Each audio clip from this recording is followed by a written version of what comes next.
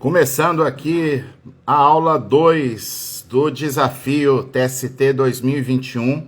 Hoje o tema é sobre gratuidade da justiça, não é por nada não, mas a aula hoje está incrível. Deixa eu marcar aqui o nome. Acho que hoje eu consigo marcar. Peraí. Eita, tá difícil aqui porque vai entrando muita gente. Beleza, tá marcado.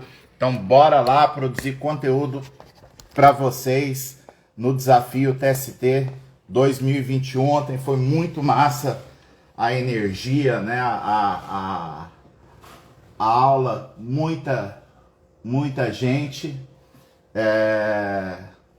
Eu peço desculpa para vocês. De ontem para hoje eu tive um probleminha, só que ontem foi um dia bem corrido, porque ontem foi a primeira aula da comunidade notável de prática trabalhista esse ano. A aula era minha e acabou que eu tive um probleminha lá nos grupos de WhatsApp, porque eu não sabia. A gente vai aprendendo, né? O WhatsApp, quando você chega em 257 pessoas no grupo, ele proíbe você mudar a configuração do grupo. E aí, por conta disso, eu acabei deixando a galera silenciada, né? Então, hoje cedo eu pedi que pelo menos uma pessoa saísse do grupo. Tá resolvido, é só o grupo 2 que falta a gente abrir a possibilidade lá de manifestação de vocês. Mas tá muito massa o clima, né? Tudo aqui no desafio TST 2021. Ontem a aula foi incrível, fora a participação, né? Vocês deram um show à parte, né? Mas foi muito bom a gente falar sobre os cartões de ponto. E hoje, a meu ver, a aula tá mais massa ainda, tá? Porque a aula hoje é sobre gratuidade da justiça, né? Um tema que interessa muito para o advogado. Como é que o advogado trabalhista vai requerer, vai comprovar que o seu cliente tem direito aos benefícios da justiça gratuita? Qual é a consequência processual disso, né? Então são várias questões envolvidas e por isso tenho certeza que vai ser uma aula muito produtiva para todos nós. A galera vai chegando aí, já estamos em mais de 300 pessoas.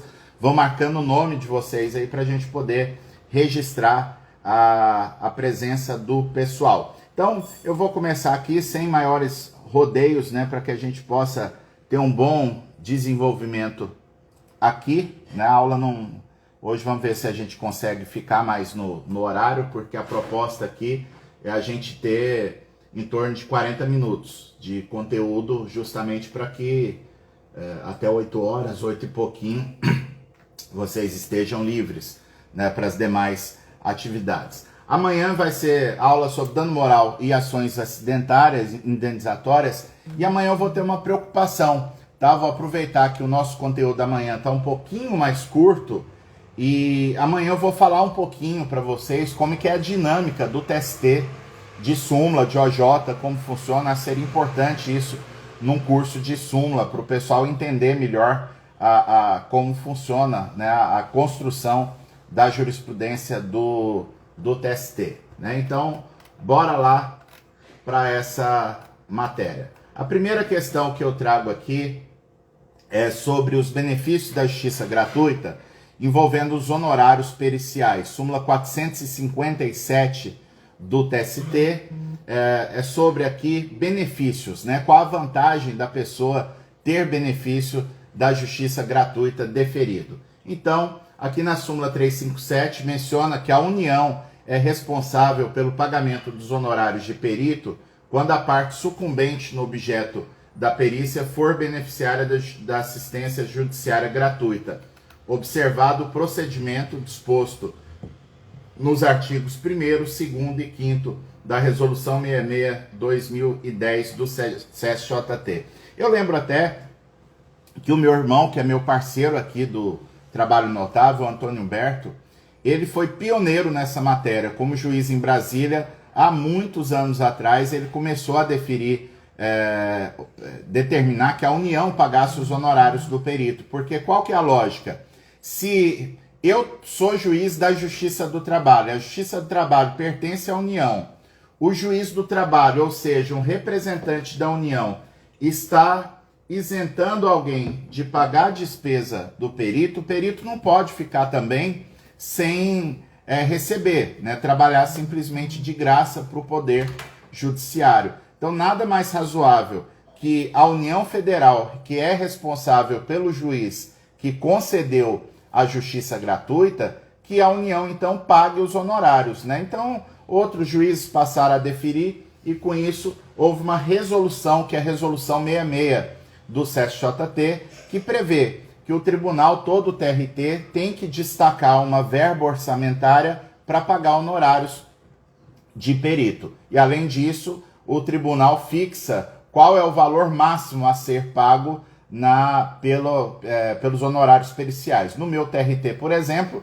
o valor é de R$500, o máximo, mas se o juiz justificar, pode chegar até R$1.000, né? R$1.000 seria o topo do valor possível a título de honorários advocatícios, honorários periciais, melhor dizendo. Então, são dois aspectos importantes aqui nessa súmula 457. Primeiro, que por se tratar de despesa processual, o beneficiário da justiça gratuita não vai pagar os honorários periciais. E segundo, como não se pode impor um trabalho gratuito, o perito vai receber os honorários da administração do TRT. No entanto, para as ações ajuizadas após a reforma trabalhista, após 11 de novembro de 2017, essa súmula não se aplica. A súmula estaria superada em relação à gratuidade da justiça. Por quê? Eu vou ler com vocês rapidinho aqui o que está lá no artigo 790B. 790B, para quem estiver anotando aí. Eu vou até anotar aqui no chat para vocês.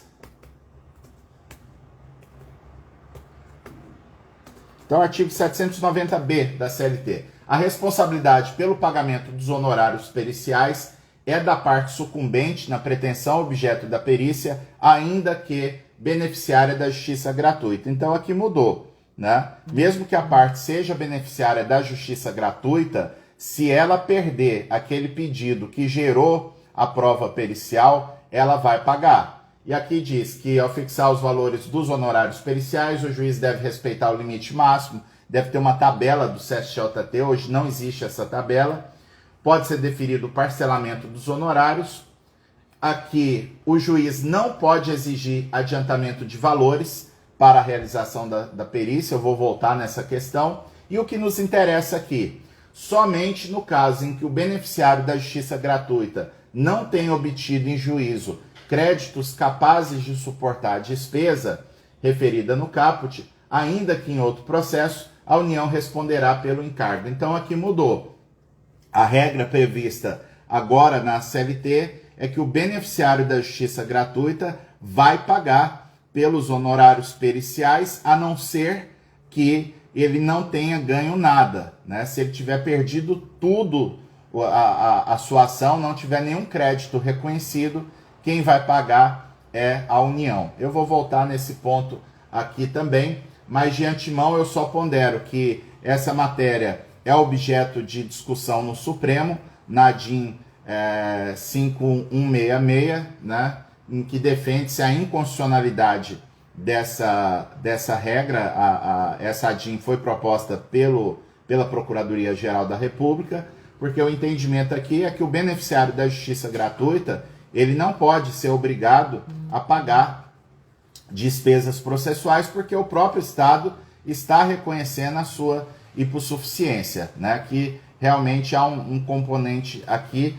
até ilógico previsto na reforma trabalhista nesse aspecto, né? É lei e tudo mais, mas realmente o legislador meio que extrapolou aqui de prever uma espécie de punição para a pessoa que for que entrar com uma ação e que não, mesmo sendo beneficiária da justiça gratuita, ela vai ter agora que pagar despesas processuais. Essa matéria realmente é bastante polêmica, né? Muita gente defende a inconstitucionalidade.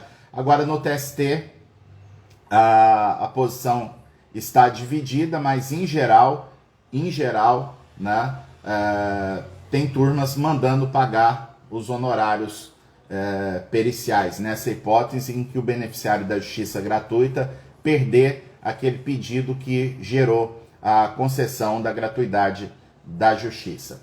Outro ponto aqui que seria importante a gente destacar, que a reforma trabalhista, como eu mencionei aqui, menciona o parágrafo 3º do artigo 790b, o juiz não pode exigir adiantamento de valores para a realização da perícia. Ah, mas o juiz lá da vara onde eu atuo, ele exige. Então, pessoal, deixa eu passar a fita aqui.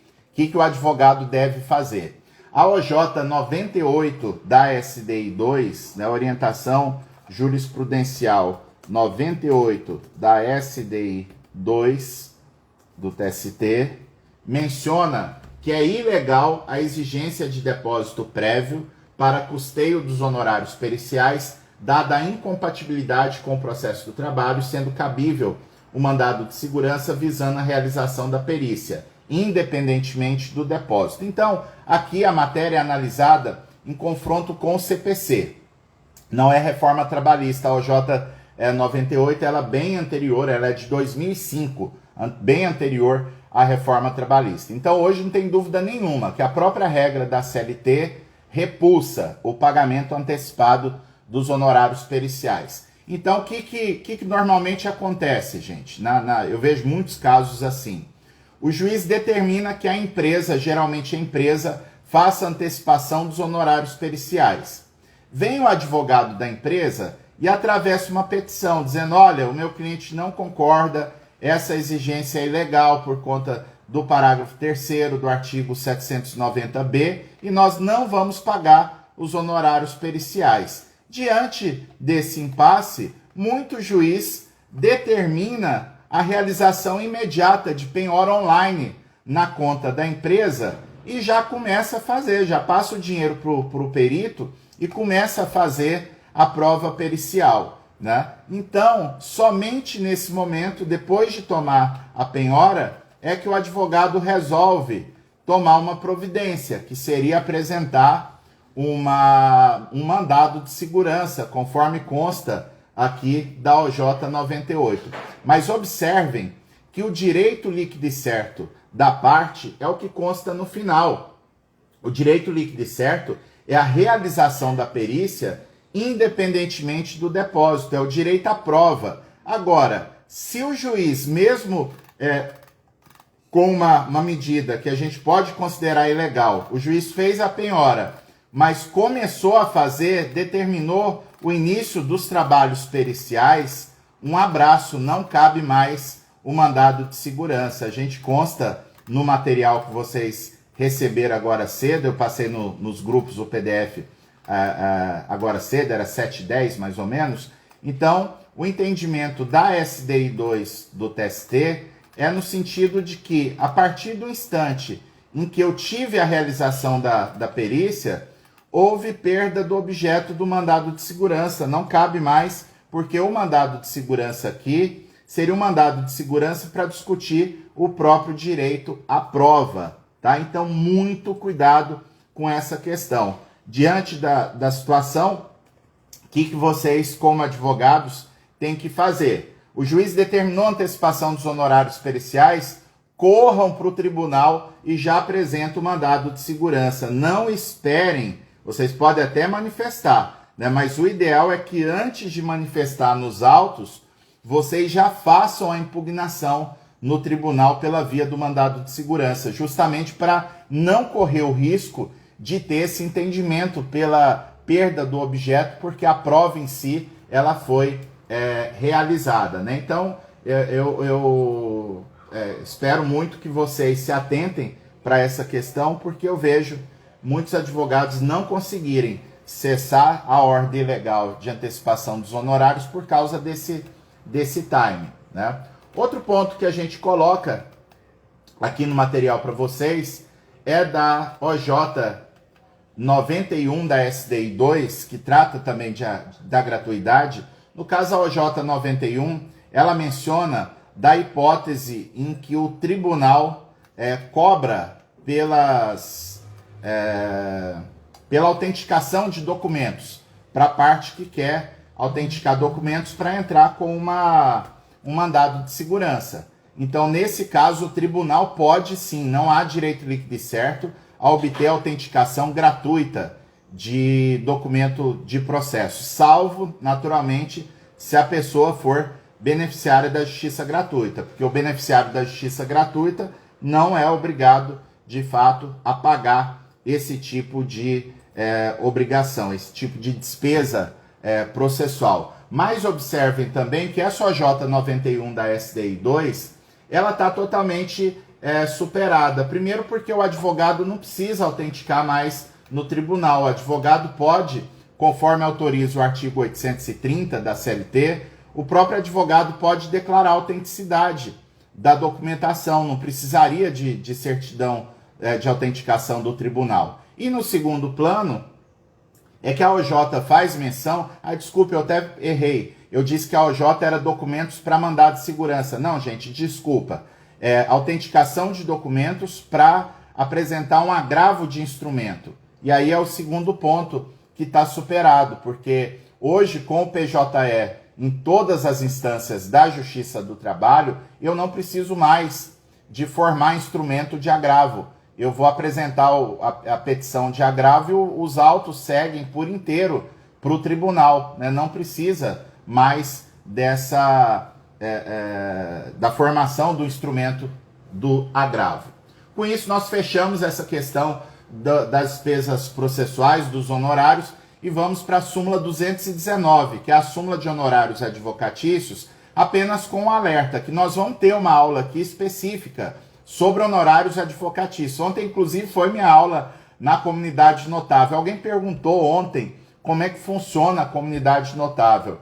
É um curso misturado com comunidade, né? Então, é um curso de prática trabalhista, comigo, Antônio Humberto, Rafael Lara, Carolina Tupinambá e o Luciano Martinez, né? Então, são 2 advogados de ponta e 3 juízes, todos escritores, todos professores, né? Então, com dezenas de livros publicados. Então, a gente tem aulas ao vivo nessa comunidade, né?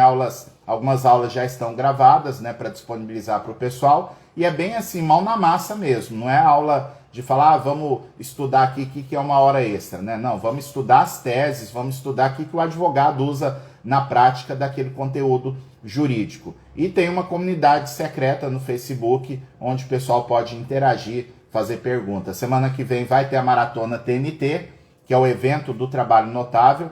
Depois, mais pra frente, quinta-feira, eu vou falar dessa maratona. Mas está muito massa. Quem quiser pode ir lá na nossa bio, tem o link lá. Se vocês clicarem no link, não só faz a inscrição, como tem como vocês verem a programação, que realmente está muito incrível, um evento gratuito.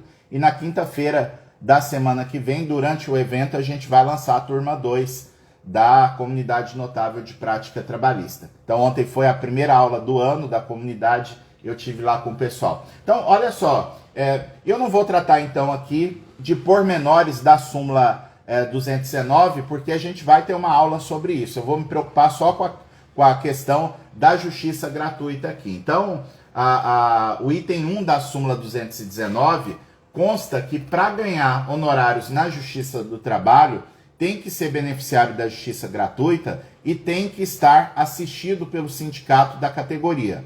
Essa questão foi superada pela reforma trabalhista, porque a reforma trabalhista instituiu no artigo 791A, vou até deixar escrito aqui, é o artigo 791A da CLT, instituiu os honorários pela mera sucumbência. Então não preciso mais ter essa situação de assistência sindical para que caiba os honorários no processo trabalhista. Agora, a gente tem um outro problema aqui para lidar com vocês, né? E aqui eu diria que o que eu vou falar para vocês aqui é a discussão, para mim, mais importante aqui da aula, né? Embora a gente tenha lá a questão dos requisitos ainda da justiça gratuita, que nós vamos falar, mas essa questão aqui é muito importante. O parágrafo 4º do artigo 791A da CLT menciona que, vencido o beneficiário da justiça gratuita, desde que não tenha obtido em juízo créditos capazes de suportar a despesa, ainda que em outro processo, as obrigações decorrentes da sua sucumbência ficarão sob suspensão, condição suspensiva de exigibilidade. Somente poderão ser executadas se nos 2 anos subsequentes ao trânsito em julgado da decisão que a certificou, o credor demonstrar que deixou de existir a situação de insuficiência de recurso. Então, em síntese, o que vai acontecer aqui? O beneficiário da justiça gratuita, se ele receber um crédito capaz de suportar a despesa, ele vai ter que pagar os honorários do advogado da outra parte. Agora, se ele não receber nada, né, porque ele perdeu tudo na ação, aí ele não vai pagar. Ele vai ser condenado, mas não vai pagar. A obrigação fica suspensa pelo prazo de 2 anos, e se nesse prazo de 2 anos o beneficiário da justiça gratuita recuperar sua capacidade econômica, ele vai ser executado. Mas se ele não recuperar, passou 2 anos, o juiz vai extinguir o processo. Aqui tem uma regra especial, porque lá no CPC, esse prazo de espera é de 5 anos, né? Então, aqui é uma regra mais favorável, que com 2 anos o trabalhador, o beneficiário da justiça gratuita, fica livre dessa obrigação. Agora aqui tem um problema, né? Então, a partir da reforma trabalhista, cabe honorários advocatícios, cujo pagamento deve ser feito se o beneficiário da justiça gratuita receber algum crédito no processo. Em síntese, essa é a regra, está sendo discutido inclusive na ADIM 5166. Lá no STF, esse julgamento está 1-1, o placar com pedido de vista. Atualmente o relator é o ministro Roberto Barroso. Agora, olhem só que interessante, gente. A grande discussão aqui do artigo 791A é essa expressão, eu vou até colocar aí no chat para destacar com vocês. A expressão créditos capazes de suportar a despesa. O crédito capaz de suportar a despesa. Então, há uma discussão aqui. Para algumas turmas, como a 4ª turma, a 5ª turma do Tribunal Superior do Trabalho, o trabalhador vai pagar os honorários advocatícios, mesmo que seja beneficiário da justiça gratuita, na hipótese em que ele receber um crédito num valor que for suficiente para pagar os honorários advocatícios. Então, para esse entendimento da 4ª turma, da 5ª turma do TST, o crédito capaz de suportar a despesa seria uma expressão aritmética. Então, vamos dar um exemplo que está até no material que eu forneci para vocês. O trabalhador ganhou R$5.000 no processo, mas ele foi condenado a pagar R$3.000 para o advogado da empresa. Então, R$3.000 é menos que 5.000. Se o trabalhador recebeu R$5.000, ele recebeu um crédito capaz, matematicamente, de suportar a despesa de R$3.000. Então, esse é o entendimento da 4ª turma, por exemplo, e que manda fazer o pagamento dos honorários nesse caso. Agora, a tese contrária, que tem sido utilizada pela 7ª turma do TST, por exemplo, e está no nosso livro de reforma trabalhista, meu, do Antônio Humberto, do Ney Maranhão e do Platão Neto, que é o Quarteto Trabalhista. A gente tem, inclusive, página aqui no Instagram, o @Quarteto Trabalhista. Mas olha só, pessoal, a tese que a gente fixa, claro que vai ter essa discussão na jurisprudência, mas a nossa tese é que essa expressão crédito capaz de suportar a despesa é uma expressão socioeconômica. Então, o crédito só será capaz de suportar a despesa se ele for num valor tal que eu possa chegar à conclusão de que o trabalhador vai poder pagar a despesa processual sem que aquilo, com o próprio crédito do processo, sem que aquele valor lhe falte para alimento, para sua subsistência. Então é nesse sentido que a gente defende. E há uma decisão da 7ª turma do TST que eu cito no material, a decisão que vai, inclusive, no sentido do nosso livro, de que essa expressão crédito capaz de suportar a despesa é uma expressão socioeconômica e assim o trabalhador só vai pagar os honorários advocatícios se o crédito for no valor que seja suficiente para ele suportar essa despesa. Aliás, eu fiz uma pesquisa recente, fiquei muito feliz, achei muito legal. Hoje, né, tem exatamente 101 citações minhas em decisões do Tribunal Superior do Trabalho, em decisões colegiadas, pelos livros que a gente escreveu, em especial o livro da reforma trabalhista. Eu até fiz um contato com a editora para ver se a gente consegue alguns exemplares para disponibilizar aqui no desafio. É um livro muito massa, o livro vendeu quase 8.000 cópias, né, pela editora Ridel, e é um livro que tem sido referência para muita gente em matéria de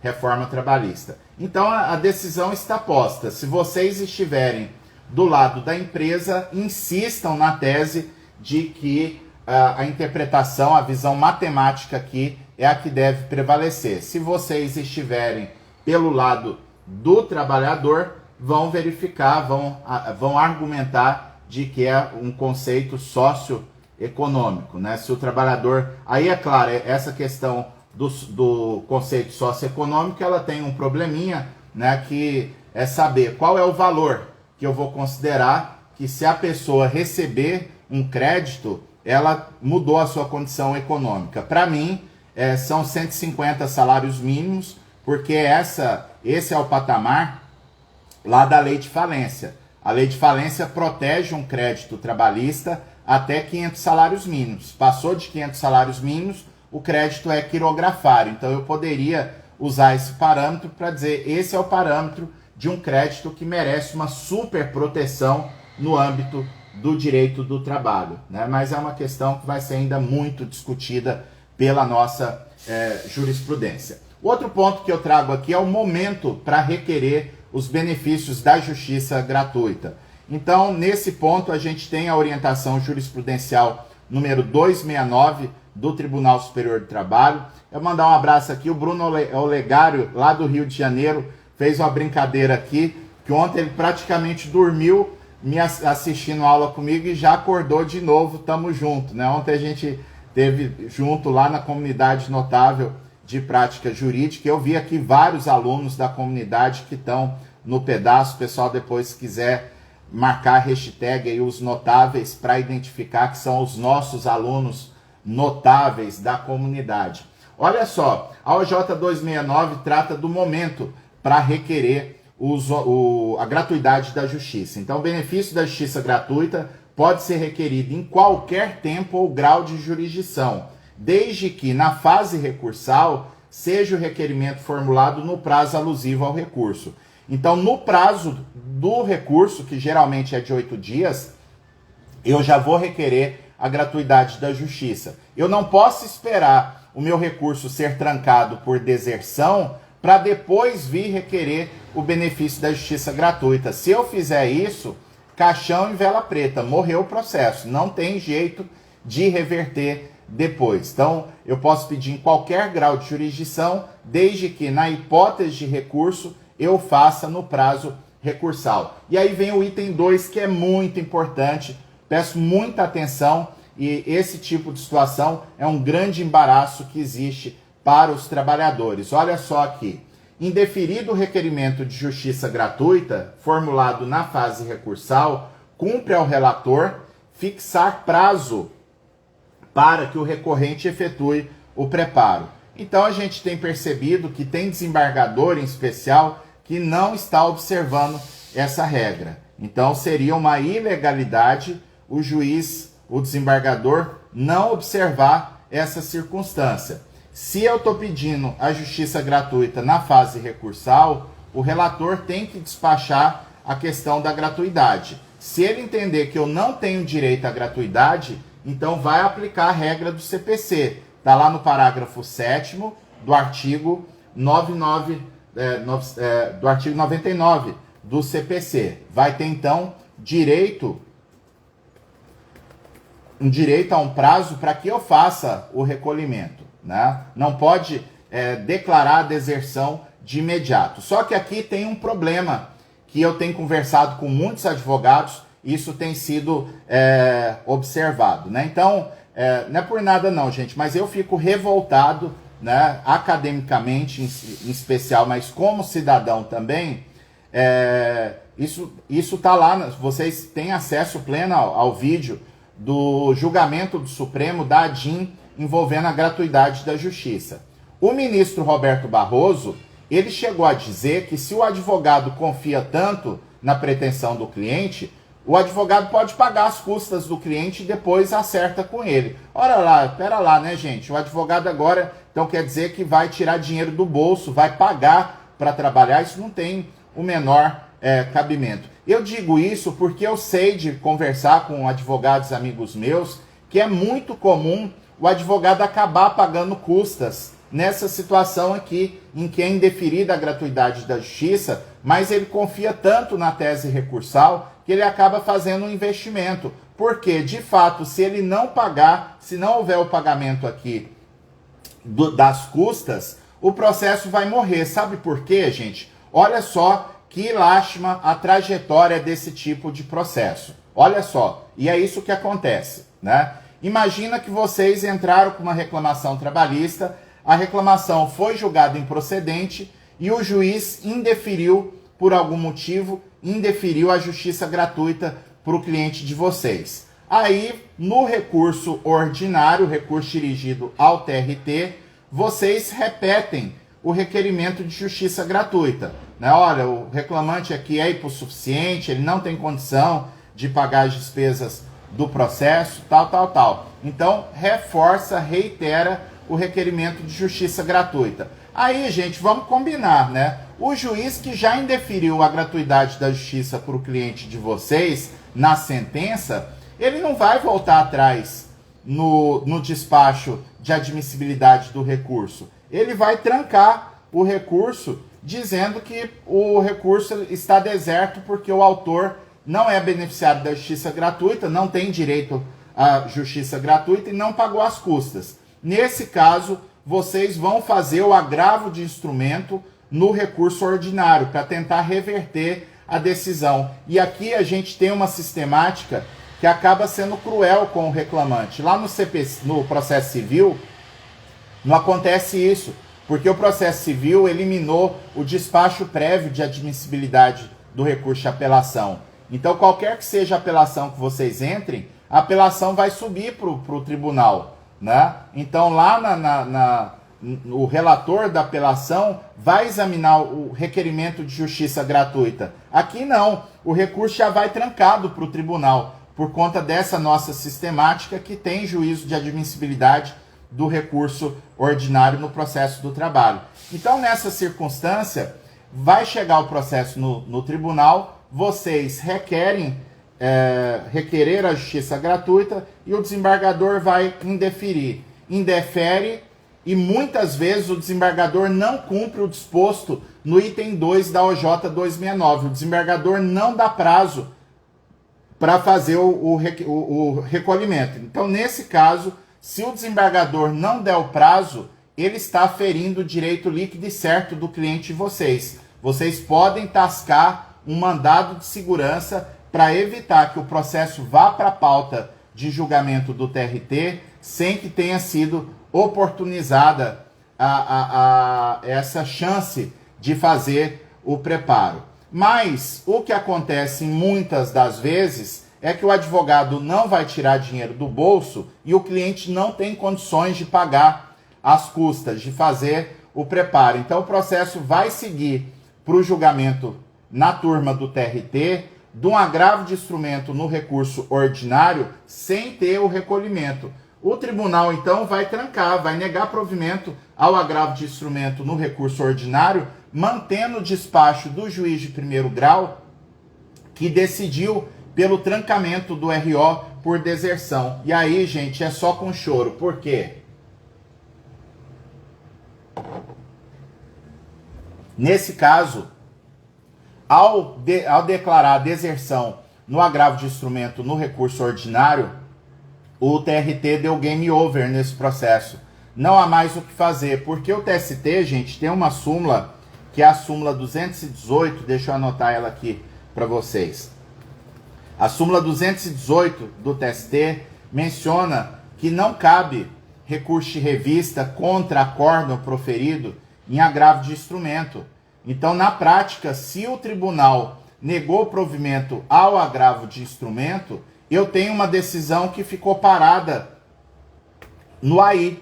Não houve enfrentamento do recurso ordinário. E aí nós temos o problema, que é o fato de que o artigo 896 da CLT menciona que o recurso de revista é cabível contra acórdão proferido em recurso ordinário. Como aqui o agravo de instrumento foi negado provimento e eu fiquei parado no AI, eu não tive exame do recurso ordinário, não cabe recurso de revista, tá? Então o processo morreu, não tem o que fazer.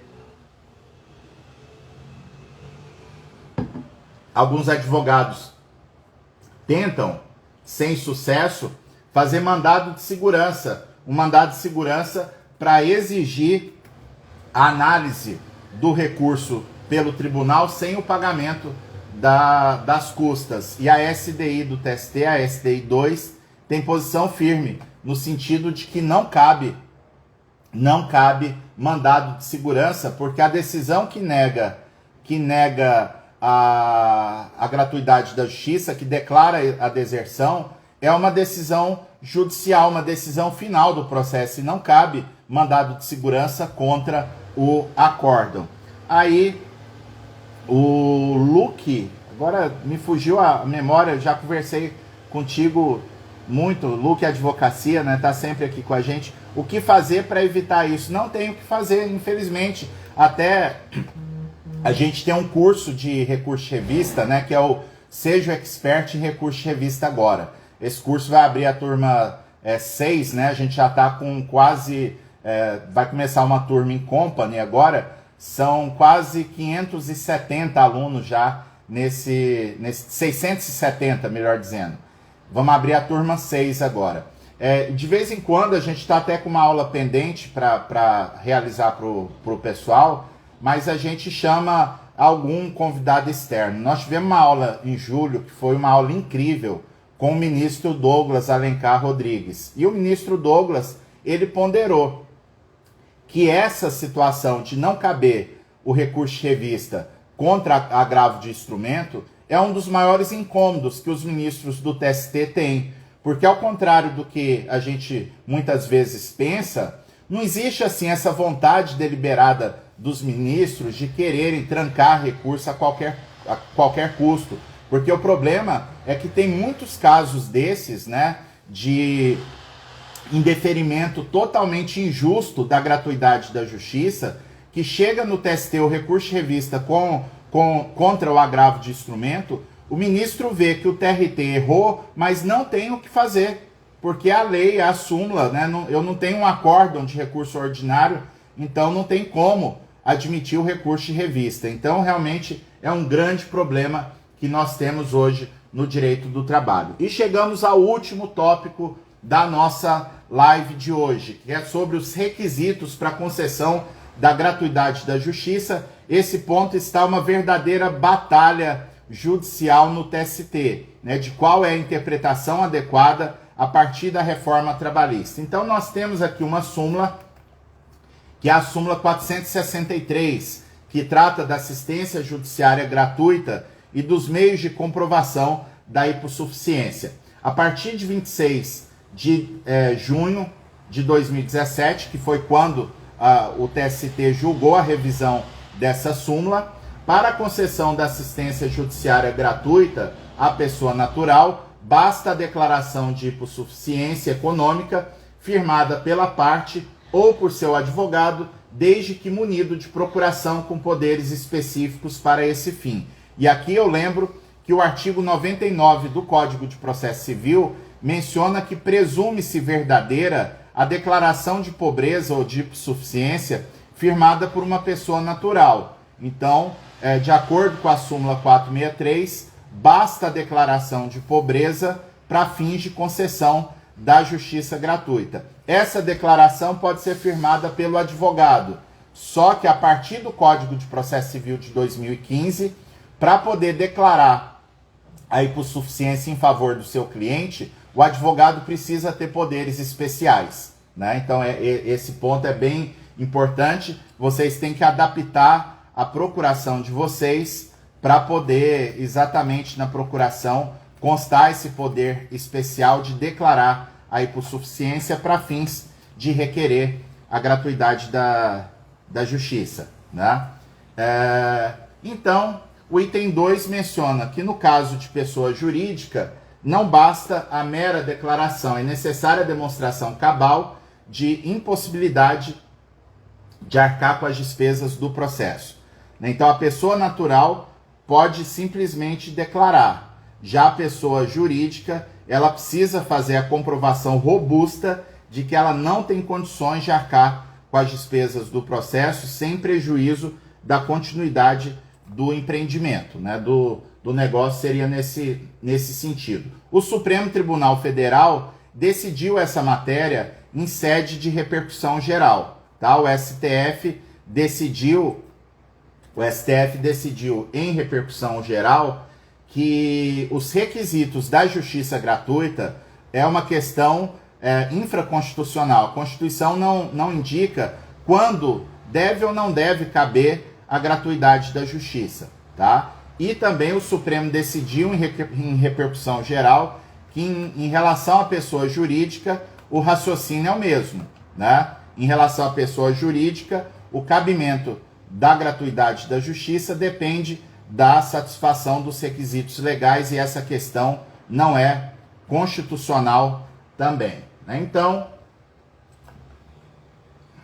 Então, aqui a gente teria que acrescentar, confrontar a reforma trabalhista com a súmula 463 do TST. A reforma trabalhista mudou o artigo 790 da CLT.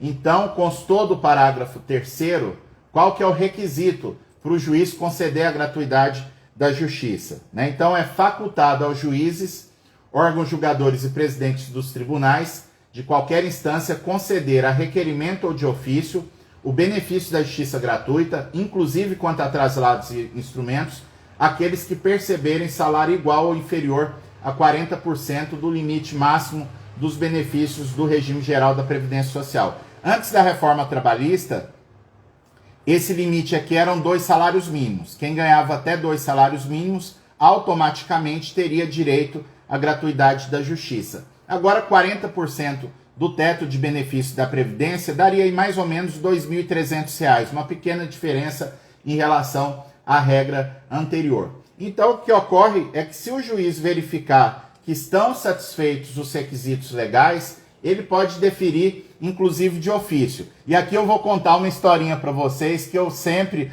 gosto de contar para os meus alunos, para o advogado ver que uma ideia que vem assim de repente, na raiva, nem sempre é uma boa ideia. O advogado chegou na audiência, a audiência inicial, o advogado chegou bufando de raiva, né, reclamando, resmungando. Eu falei, o que está acontecendo, doutor? Ele falou, não, que isso é palhaçada. Eu acabei de ligar para o meu cliente e ele contou que não vem na audiência porque ele fez um acordo lá com a empresa, né? Então fizeram um acordo por fora para não me pagar meus honorários, aquela situação que vocês sabem que infelizmente acontece, né? E aí, o que o advogado resolveu fazer? Eu falei, paciência, né, doutor? Vamos arquivar o processo então. Ele, sim, excelência, mas eu queria fazer um requerimento. Falei, pois não, doutor. Eu quero pedir a desistência do pedido de gratuidade da justiça, porque acho que o mínimo é fazer esse rapaz pagar os honorários para aprender que processo judicial não é molecagem. Isso foi antes da reforma trabalhista, gente. Eu ainda virei para o advogado e falei, doutor, o senhor tem procuração nos autos, o senhor tem certeza que quer fazer isso? Ah, eu quero. Falei, então tá bom. Registrei na ata. Nesse momento, o procurador do reclamante requer a desistência do pedido de gratuidade da justiça. Defere-se, em seguida, de ofício o magistrado defere a gratuidade da justiça porque o reclamante está desempregado, satisfazendo assim os requisitos legais. Oficie-se ao AB para investigação de falta ética, porque o advogado entrou na sala de audiência com procuração do seu cliente apenas com o intuito de lhe prejudicar. Ora, gente, não pode fazer uma situação dessa, né? Então, deferir a gratuidade da justiça de ofício. Agora, o problema maior aqui da reforma trabalhista nessa matéria é o parágrafo 4º do artigo 790, que faz menção que o benefício da justiça gratuita será concedido à parte que comprovar insuficiência de recursos para o pagamento das custas do processo. A redação anterior dizia que a forma de comprovar a gratuidade, que além do trabalhador que ganhava até 2 salários mínimos, era possível conceder a gratuidade da justiça desde que a parte apresentasse uma declaração indicando que não tinha condições de arcar com as despesas do processo sem prejuízo do sustento próprio ou familiar. Ou seja, havia uma previsão expressa na CLT de apresentar a declaração de pobreza como prova da hipossuficiência. Essa previsão não existe mais a partir da reforma trabalhista. E agora se discute nos órgãos judiciais do TST se a declaração de pobreza ela é ou não é suficiente para a concessão, para a prova da hipossuficiência. Essa discussão existe porque, né, gente? O que acontece? Aqui fala que o benefício da justiça gratuita será concedido à parte que comprovar a insuficiência, mas não fala qual que é a forma de comprovação da insuficiência de recursos. Então, no TST, como é que está o placar dessa questão?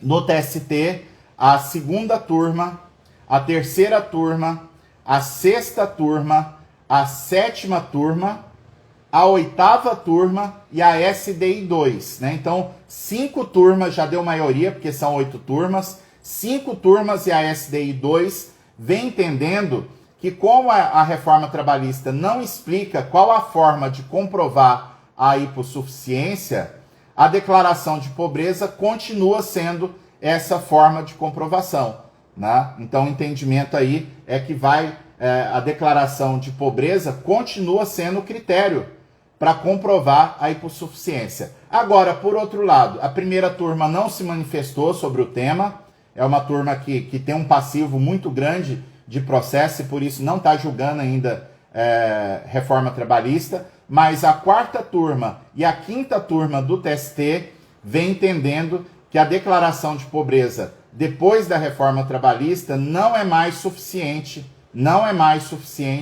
para a comprovação da hipossuficiência. Precisa que o advogado demonstre as despesas pessoais do cliente para chegar à conclusão que realmente não sobra da sua renda valores para que ele possa arcar com as despesas do processo sem prejuízo do sustento próprio ou familiar, né? Então essa é a premissa. A matéria fatalmente vai para a SDI 1, né, que julga matéria de embargos, né? A SDI pacifica divergências jurisprudenciais dentro do TST, mas o fato é que o entendimento majoritário é no sentido de que a declaração de pobreza continua sendo parâmetro para a prova da hipossuficiência.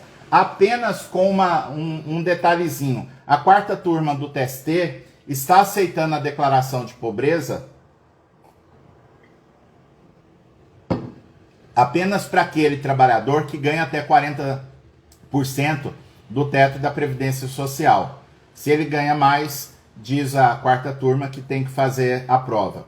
Outro ponto muito importante que eu faço para vocês, né? Lembro vocês, né, que para fim da gente computar a pontuação de vocês no desafio, tem que marcar aí a presença, né? Marcar a hashtag desafio do TST 2021 e colocar o nome, né? Vejo muita gente entrando aí, inclusive vi passando aí o Wendel Rodrigues, né, que é um aluno nosso, um aluno do mundo, né? Ele tem escritório em Nova York, no Rio de Janeiro, e está com a gente tanto no Seja Expert em Recursos Revista Agora, quanto na comunidade notável. Fred Guilherme, lá de Pernambuco, está por aí. Um grande abraço, amigo. Muita gente conhecida por aqui. Eu quero dar uma dica para vocês, que eu tenho visto muito erro na análise do pedido de gratuidade da Justiça.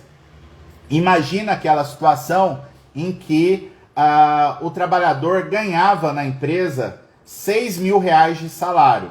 Aí vem o juiz e diz o seguinte: como o salário do reclamante é de R$6.000, ele não tem direito à gratuidade da Justiça, né? Gente, espera lá. Ele ganhava R$6.000 na época que ele trabalhava na empresa. Se ele entrou com ação e está desempregado, se foi esse o caso, a renda dele é zero. O parâmetro para analisar se cabe ou não cabe a gratuidade da Justiça, o parâmetro é o salário no momento da tramitação do processo, não é no momento lá em que o trabalhador prestou serviços para aquela empresa, né? Então isso é uma questão que a gente percebe que tem muito equívoco. Eu vi aqui, tem algumas ponderações, algumas perguntas interessantes, eu quero responder alguma. Eu só não consegui liberar o grupo 2, né, que eu vou reiterar o pedido lá para alguém migrar para o grupo 9 do desafio, para a gente poder liberar os comentários lá para vocês. Mas aproveita aqui para lembrar, a gente tem uma missão que eu quero encerrar ela hoje, né, a missão das pessoas se apresentarem lá no grupo. E no final de semana eu vou dar um ultimato, né, que vou pedir para as pessoas se apresentarem sob pena de exclusão, até para a gente preservar o grupo, né, para a gente saber quem está com a gente ali dentro do grupo de WhatsApp. Isso é bem importante, né? Então, o que vai acontecer?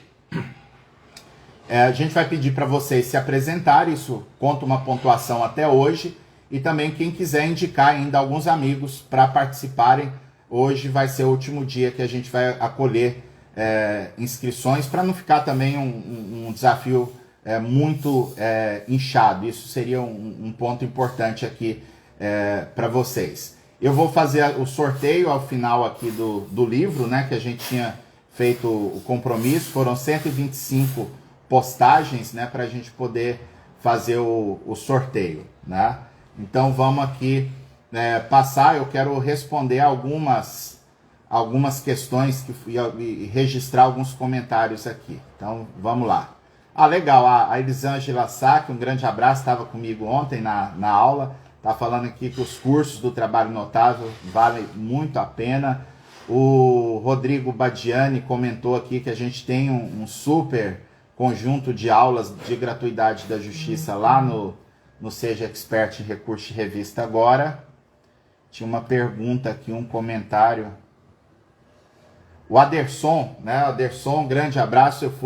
Eu sempre repito, eu fui orientador do Aderson na especialização do IDP lá em Brasília, um dos trabalhos que eu tive maior satisfação de orientar, um trabalho sobre NTEP muito aprofundado, muito bem concatenado. O Aderson pergunta aqui que é um crédito capaz de suportar a despesa, né? A SDI vai ter que responder isso. A quarta turma diz que crédito capaz de suportar a despesa é um crédito que tem valor maior do que a condenação do beneficiário da justiça gratuita. A sétima turma vem afirmando que o crédito capaz de suportar a despesa é aquele que altera a condição econômica do trabalhador, né, que retira, portanto, a previsão, a hipossuficiência. Então é uma questão realmente interessante. Alguns colegas lembram, né, a Suzana Estevão, lembra que vários TRTs declararam a inconstitucionalidade dessa regra de cobrança de honorários advocatícios e periciais dos beneficiários da justiça gratuita. Isso aconteceu no TRT da 10ª região, no TRT da 8ª região, no TRT da 3ª região. Foram vários tribunais que tiveram decisões dessa natureza. E no TST, a 6ª turma, por meio de um processo relatado pelo ministro Augusto César, a 6ª turma também aprovou a apresentação de incidente de inconstitucionalidade. Então está pendente de julgamento pelo Pleno do TST essa inconstitucionalidade da regra que cobra despesa processual dos beneficiários da justiça gratuita. Agora, acontece que dificilmente o TST vai julgar essa matéria, porque é tradição do TST de não julgar incidente de inconstitucionalidade que tenha matéria pendente de julgamento no Supremo, como é esse o caso, né, que a DIN 5166 está pendente de julgamento no Supremo Tribunal Federal, né? Então a gente acredito que nós vamos ter que esperar ainda um tempinho para resolver essa matéria. Deixa eu só fazer uma coisinha aqui e vamos ver o que nós temos de pergunta aqui ainda.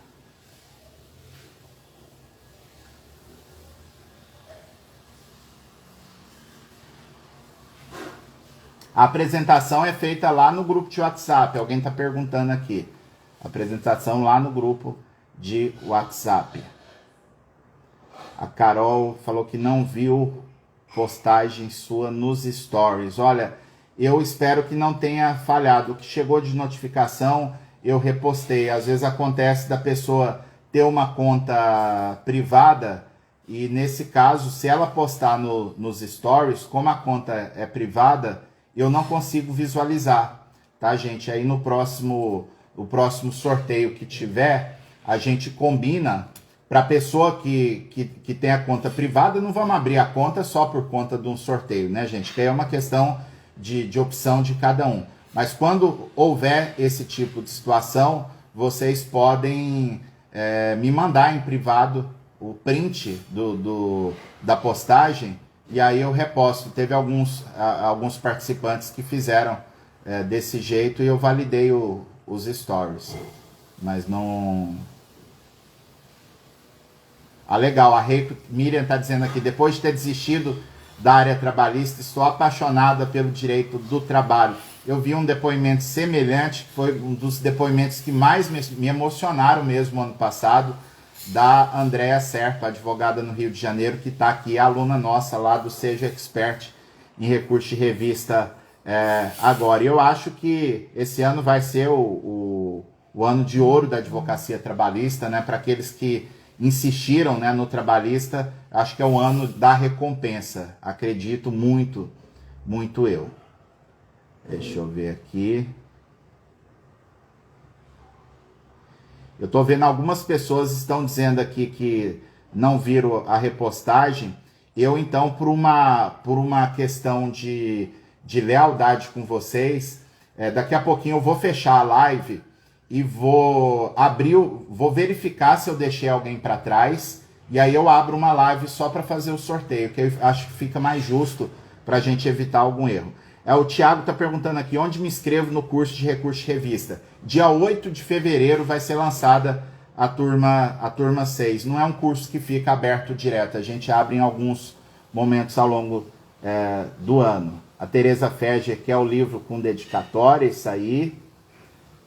Deixa eu ver aqui. Aí quem postou e não recebeu o número, me manda uma mensagem por direct, que aí fica mais fácil de eu verificar quem são as pessoas que foram assim prejudicadas, digamos assim, e a gente corrige essa situação. Deixa eu ver se tem mais alguma pergunta aqui. Vamos ver.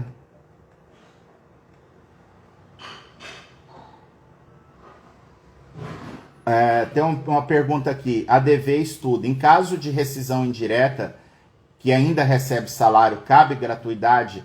Cabe, desde que o TRT, a justiça se convença que o salário da pessoa não é suficiente para ela ter sobras que permitam pagar as despesas do processo. Tem uma decisão da 8ª turma do TST, muito emblemática. A decisão é do ano atrasado.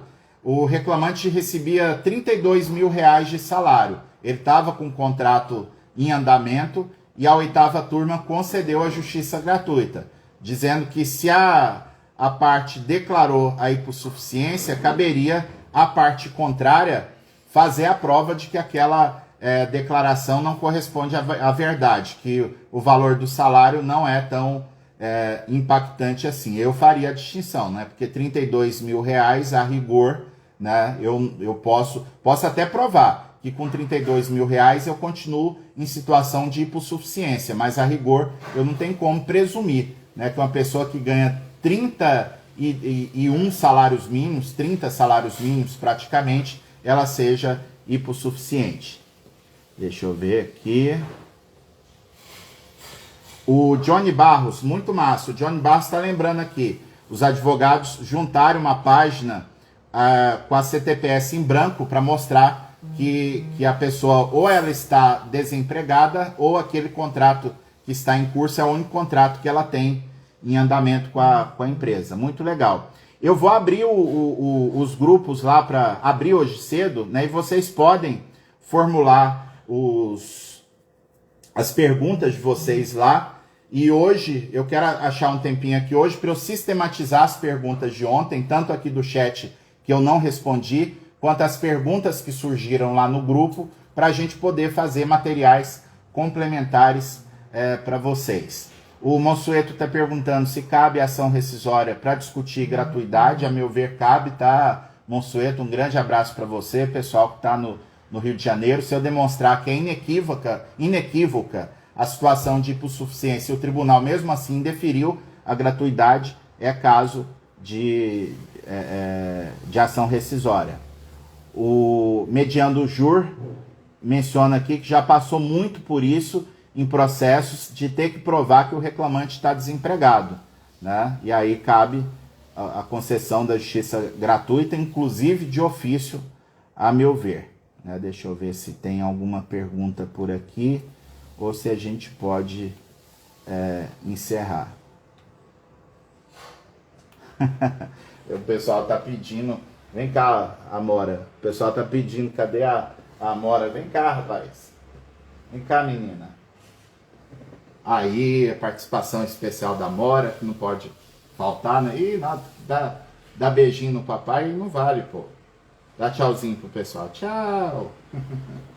Ai, esse cachorro é figura. Bom, gente, vamos ficar... Eu quero aqui, só para a gente concluir, explicar um pouquinho sobre o evento da semana que vem, que é a Maratona TNT. É o evento gratuito do Trabalho Notável. Vai ser de 18 a 25 de janeiro. Lá na nossa bio tem o link para fazer a inscrição. O que a gente vai ter de conteúdo? Nós estaremos lá, eu, Rafael Lara, Luciano Martinez, Antônio Humberto e Carolina Tupinambá. No primeiro dia a gente vai falar sobre nichos da advocacia, formas de contratação de honorários advocatícios, petição inicial, teses de reclamante para 2021. No segundo dia, advocacia consultiva e preventiva, defesa, acordo extrajudicial, conciliação trabalhista. No terceiro dia, audiência por videoconferência presencial e híbrida, inversão e distribuição do ônus da prova, técnicas de interrogatório de partes e testemunhas. Essa de técnica é muito massa, que é um conteúdo que a gente não vê em lugar quase nenhum. No quarto dia, que é a quinta-feira, dia 21 de janeiro, a gente vai falar sobre execução trabalhista, as decisões do Supremo de juros e correção monetária, ferramentas de pesquisa patrimonial, IDPJ, defesa do devedor na execução trabalhista, e vamos lançar a turma 2 da comunidade notável de prática trabalhista. No quinto dia, vamos falar de ED, RO, recurso de revista, sustentação oral, memoriais. E no último dia, sobre as perspectivas da advocacia para 2021. Então vai ser um evento muito, muito massa. Espero a presença de todos. Basta ir lá na bio, clicar lá, dar o nome e o e-mail e vocês estão automaticamente inscritos. Vamos ficar por aqui então. Agradeço todos pela participação e amanhã estaremos aqui 7h20 com o tema muito bom também sobre indenizações de dano moral e outras ações indenizatórias na Justiça do Trabalho. Até amanhã. Então, mais tarde, por volta das 10 horas, eu entro na live para fazer o sorteio do livro. Um grande abraço.